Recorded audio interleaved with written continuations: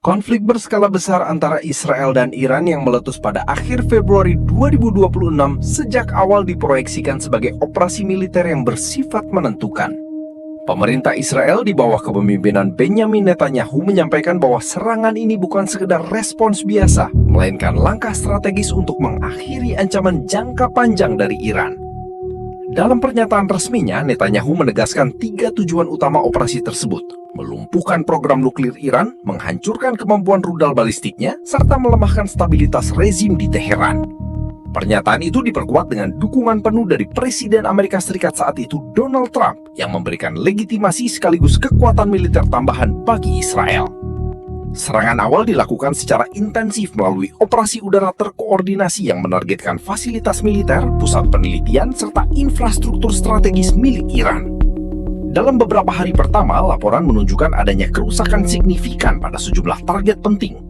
Bahkan beberapa pejabat tinggi Iran dilaporkan tewas, yang sempat memunculkan persepsi bahwa operasi ini berjalan sesuai rencana.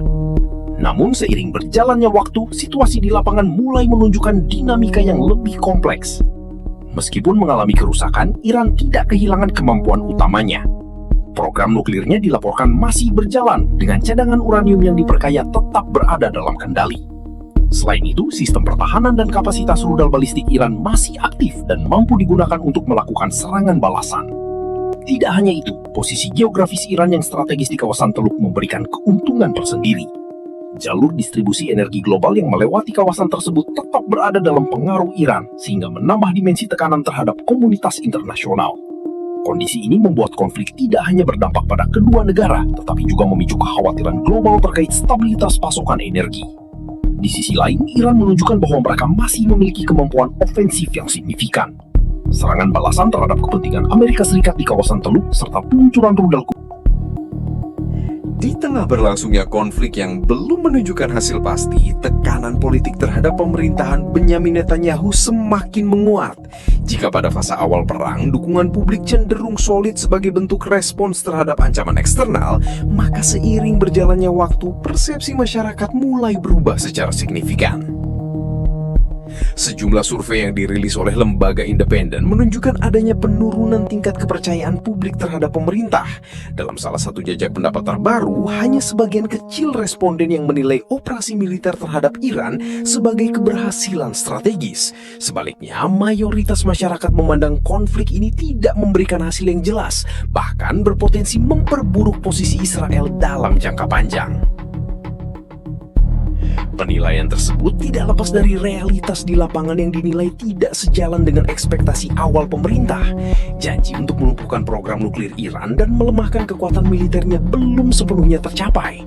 Kondisi ini memicu kekecewaan publik, terutama karena biaya yang harus ditanggung negara terus meningkat, baik dari sisi ekonomi maupun keamanan. Dari sisi politik, penurunan dukungan terhadap Benjamin Netanyahu menjadi indikator penting. Tingkat kepuasan terhadap kepemimpinannya dilaporkan menurun, dengan sebagian besar responden menilai kinerja pemerintah dalam menangani konflik ini berada pada kategori kurang memuaskan. Bahkan muncul pandangan bahwa keputusan untuk melanjutkan operasi militer tanpa hasil yang jelas justru memperpanjang ketidakpastian. Situasi ini semakin kompleks dengan munculnya kritik dari dalam negeri, termasuk dari kalangan militer dan politik senior. Beberapa tokoh menyampaikan bahwa strategi yang dijalankan saat ini berisiko membawa Israel ke dalam konflik berkepanjangan tanpa arah yang jelas. Kritik tersebut menyoroti kurangnya kejelasan tujuan akhir serta minimnya strategi keluar dari konflik. Selain itu, dinamika politik internal juga menunjukkan potensi perubahan signifikan. Di tengah tekanan domestik yang terus meningkat, Israel juga menghadapi tantangan serius di panggung internasional. Dinamika diplomatik yang berkembang menunjukkan adanya pergeseran sikap dari sejumlah negara, khususnya di Eropa, terhadap kebijakan militer yang dijalankan oleh pemerintahan Benjamin Netanyahu.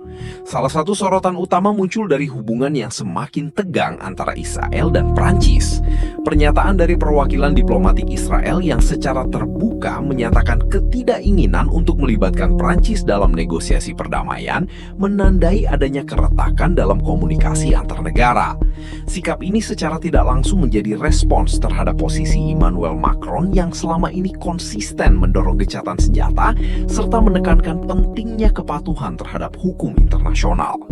Ketegangan tersebut mencerminkan perbedaan pendekatan yang cukup mendasar. Di satu sisi, Israel memandang operasi militernya sebagai langkah defensif yang diperlukan untuk menjaga keamanan nasional.